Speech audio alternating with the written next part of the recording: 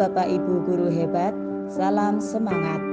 Izinkan saya CKP Angkatan 7 pada kesempatan ini ingin berbagi dalam tugas calon guru penggerak. Berikut adalah tugas demonstrasi kontekstual modul 2.3 tentang coaching untuk supervisi akademik.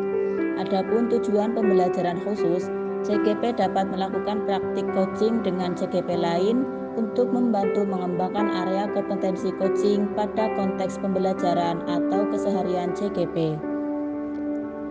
Dalam percakapan ini, kami menggunakan alur percakapan Tirta. Di video kali ini, saya berperan sebagai observer. Selamat menyaksikan.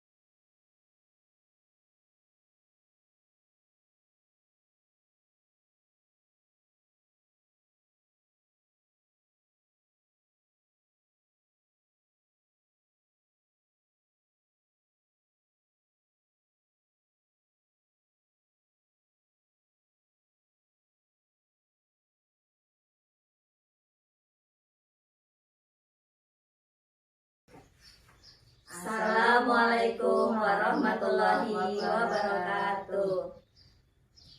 Kami calon guru penggerak angkatan ke-7 Kabupaten Cilacap. Di sini akan melakukan kegiatan demonstrasi kontekstual modul 2.3 mengenai praktek coaching. Perkenalkan terlebih dahulu, saya Ida Ratna Estoning Rahayu dari SMA Negeri 1 Bantarsari. Saya Niken Larasati dari SD Negeri Gandrumang 01. Saya Sulia dari SD Negeri Panikel 03 Kampung Laut. Selamat menyaksikan. Wassalamualaikum warahmatullahi wabarakatuh. Assalamualaikum Bu Ida. Waalaikumsalam Bu Sulia. Bagaimana kabarnya Bu Ida hari ini? Alhamdulillah Bu Sulia baik. Bu Sulia bagaimana? Alhamdulillah baik juga, sehat juga alhamdulillah Bu Ida. Nah Bu Ida, hari ini kan Bu Ida akan melakukan praktek coaching ya. Yes. Nanti saya yang akan menjadi observer. Tapi sebelum saya mengobservasi Bu Ida dalam melakukan kegiatan coaching, ini saya akan mengajukan beberapa pertanyaan Bu Ida. Yes. Nah, yang pertama nih Bu Ida, bagaimana rubrik penilaian yang akan dilakukan Bu Ida pada saat coaching nanti? Yeah, jadi untuk rubrik penilaian ini saya menggunakan alur Tirta ya Ibu. Dalam coaching itu kita akan menggali terlebih dahulu dari tujuannya, identifikasi, kemudian rencana aksi, dan yang terakhir tanggung jawab yang akan dilakukan. Oh, yang berarti Bu Ida dalam melakukan coaching nanti akan menggunakan alur Tirta ya Bu ya. Yeah. Nah di sini dalam alur Tirta tadi ada tujuan, identifikasi, rencana aksi dan tanggung jawab. Dalam melakukan praktek coaching nanti Bu Ida itu akan mengembangkan kompetensi apa? Kan kompetensi coaching ada 3 ya Bu ya? Iya, Apa betul. saja ya Bu ya? Ya, untuk kompetensi coaching ada 3. Yang pertama hadir sepenuhnya, Ya. kemudian mendengar aktif dan menyampaikan pertanyaan-pertanyaan berbobot. Nah, untuk kesempatan kali ini saya ingin lebih mendalami berkaitan tentang mendengar aktif Ibu. Oh, berarti Ibu dalam praktek coaching nanti akan mendalami atau mengembangkan kompetensi coaching mendengar aktif seperti itu ya Bu Ida. Nah, apa indikator ketercapaiannya Bu Ida dalam mengembangkan kompetensi mendengar aktif? Ya, jadi di mendengar aktif ini saya ingin fokus kepada coaching, apa yang disampaikan coaching, yang nanti disampaikan itu menjadi bagian informasi terkait kegiatan coaching pada pagi hari ini. Oh iya, berarti sudah jelas ya. Kita akan melakukan praktek coachingnya, mengembangkan kompetensi mendengar aktif. Berarti ini bisa dimulai ya Bu Ida ya. Silahkan jenengan panggil untuk coachingnya.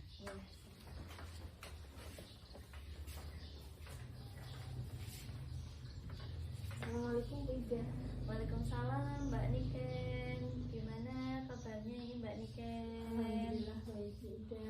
Ida ada waktu nggak ini untuk saya ini ngobrol dengan Bu Ida? Ada Mbak Niken, kemarin kan sudah janjian ya. Bu Ida kebetulan pekerjaan sudah selesai, ini tinggal nunggu Mbak Niken aja.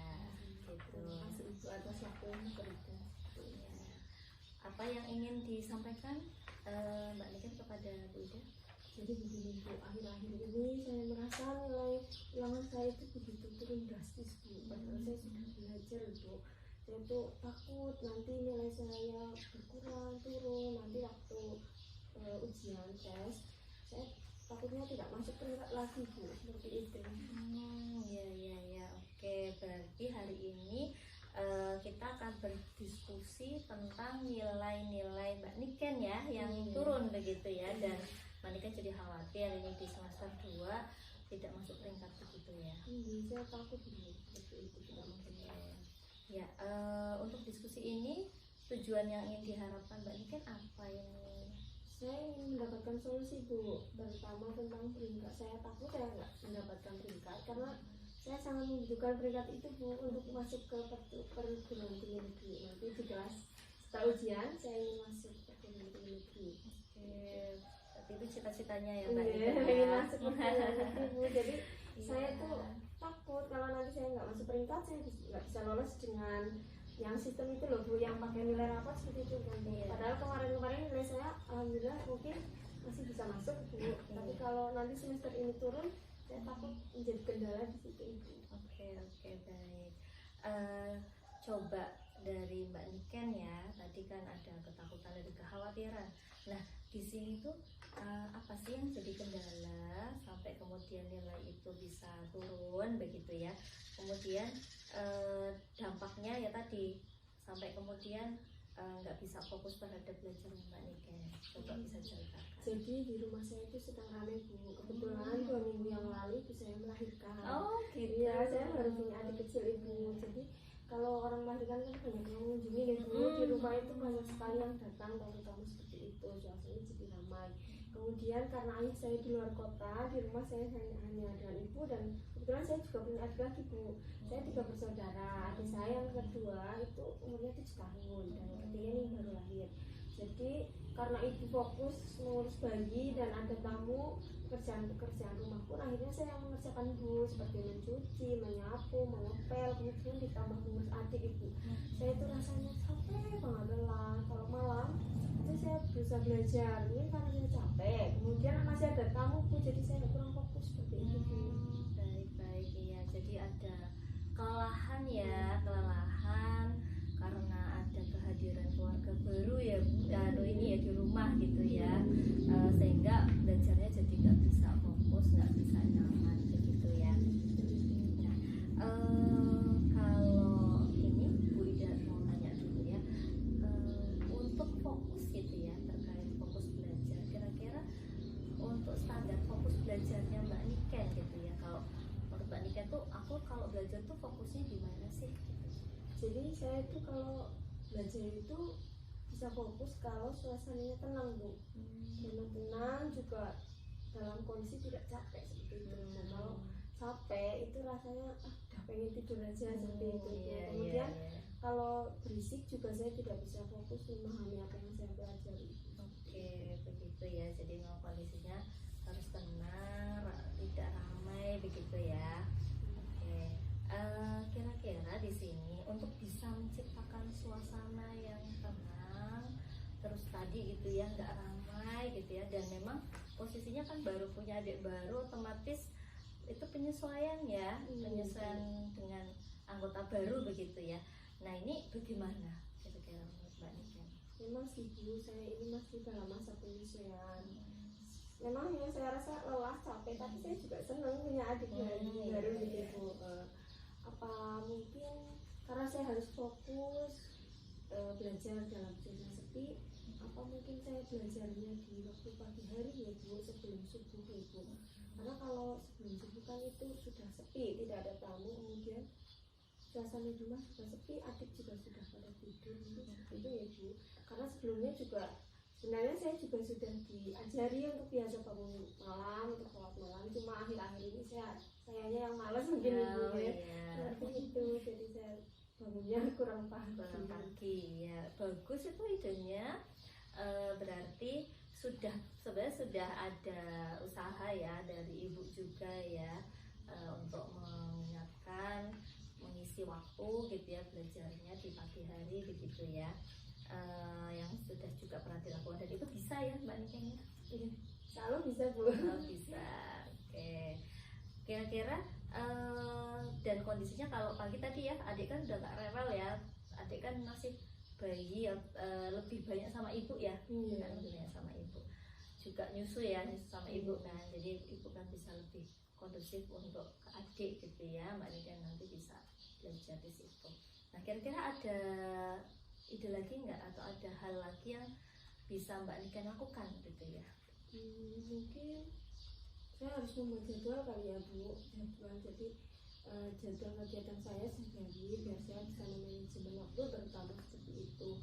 Saya akan membuat jadwal dari pagi sampai malam biar kegiatan saya teratur, terarah.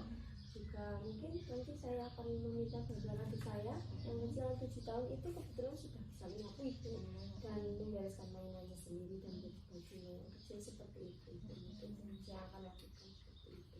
Oke, bagus. Berarti jadwal, akan membuat jadwal tadi gitu ya. Nah, jadwal yang tadi disampaikan itu mengenai aktivitas keseharian berarti ya, dari pagi sampai malam, sehingga bisa membagi waktu ya, kapan saatnya untuk berkegiatan, kapan saatnya belajar begitu ya. Kemudian tadi melibatkan adik begitu ya. Oke, bagus. Dan juga bisa jadi kompak loh itu nanti sama adik kan. Biar gak ribut terus ya, sampai emosi jadi ribut akhirnya. Betul. Jadi memang harus ya, di sini memang sebagai kakak ya, kan anak tertua berarti ya. Oke. Lalu setelah itu kira-kira mau dibuat kapan ini jadwalnya Mbak? Kapan ya Bu? Mungkin nanti malam bisa saya buat Bu.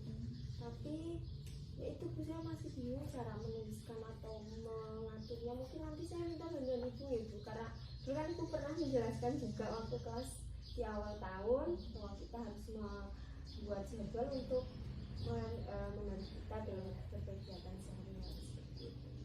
Iya, boleh. Nanti silakan dibuat dulu sama Mbak Niken. Setelah itu bisa diperlihatkan ke Bu Ida gitu ya. Nanti kita bisa lihat gitu ya, bisa tinjau jadwal yang dibuat Mbak Niken bagaimana. Lalu dari situ kira-kira ada yang bisa membantu lagi untuk mengingatkan Mbak Niken gitu ya, untuk terkait komitmen tadi yang sudah dibuat.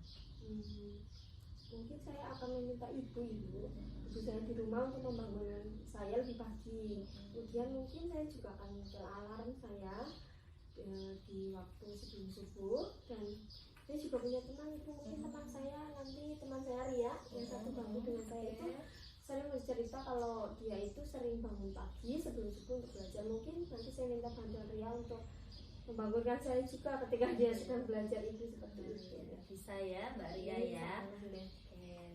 Wah, kita ngobrol sudah cukup panjang ini ya. Ya, dari semua obrolan ini gitu ya, dari apa yang kita obrolkan ini, diskusikan ini, apa yang Mbak Niken dapatkan? Alhamdulillah Ibu, saya mendapatkan solusi dari masalah saya. Tadinya saya bingung nih karena saya takut tidak mendapatkan peringkat karena belajarnya kurang fokus begitu. Setelah berbicara ibu ngobrol dengan ibu, saya mendapatkan solusi bahwa memang saya harus menyesuaikan diri dengan membuat jadwal sehari-hari, kemudian meminta bantuan adik dengan kerjasama dengan adik, kemudian saya juga harus meminta ibu dan teman saya Ria untuk membangunkan di pagi hari ketika nanti saya akan belajar seperti itu Ibu. Ya, baik, alhamdulillah ya, semoga apa yang diharapkan Mbak Niken tadi gitu ya, untuk bisa mengawal lagi gitu ya, nilai-nilai yang tadinya turun begitu ya, ini bisa jadi lebih baik lagi gitu ya usaha ini. Bu Ida harapkan kita dampingi bersama gitu ya. Dan di sini juga nanti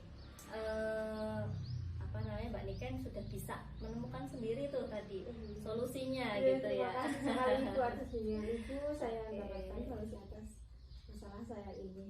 Baik, Doakan ya Bu, semoga saya bisa fokus dalam belajar dan dapat teringat lagi. Iya. Ya, saya yakin bisa, Mbak Niken bisa. Terima kasih banyak. Ya, Sudah Ibu, saya izin dulu. Iya. Silakan Ibu melanjutkan istirahatnya. Iya. Terima kasih banyak Ibu. Iya.